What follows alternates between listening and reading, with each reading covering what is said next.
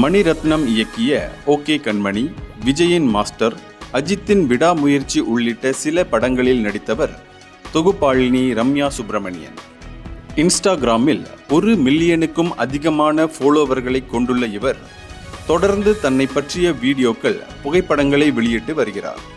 இந்த நிலையில் AI தொழில்நுட்பத்தின் மூலம் அவரை ஆபாசமாக சித்தரித்து அவரது குரலையும் மாற்றம் செய்து விஷமிகள் யாரோ ஒரு வீடியோவை வெளியிட்டுள்ளார்கள்.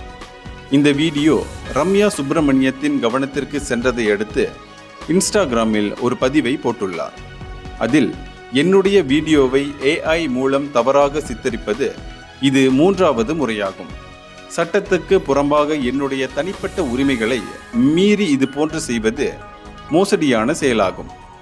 இதை இனிமேலும் நிறுத்திக் கொள்ளாவிட்டால் சட்டப்படி நடவடிக்கை எடுப்பேன் என்று ஒரு எச்சரிக்கை செய்தி வெளியிட்டுள்ளார். இந்தியர்களின் இதய குரல் மக்களோசை.